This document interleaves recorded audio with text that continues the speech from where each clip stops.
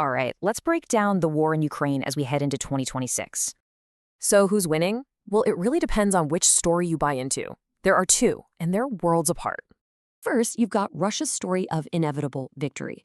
But then there's the data, which tells a completely different tale. The Kremlin claims they have the upper hand. The real question, though, is what's the price for it? Get this.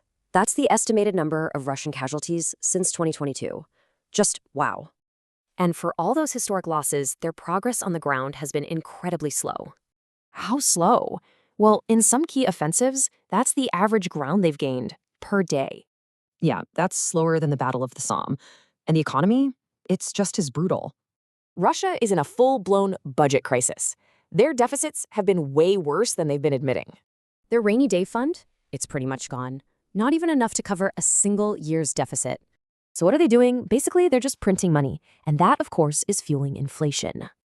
But for Ukraine, the economic story is a whole different ballgame, thanks to its allies. Check this out. The EU just approved a massive new loan to support Ukraine for the next 2 years. This money is split, a big chunk for the military, and the rest to literally keep the country running. And that's not all. This brings total EU support since the war began to an absolutely staggering number.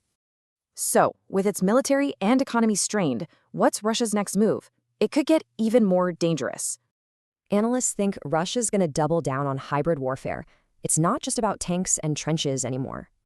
The goal is simple: sabotage, subversion, and coercion, all designed to mess with Ukraine's allies.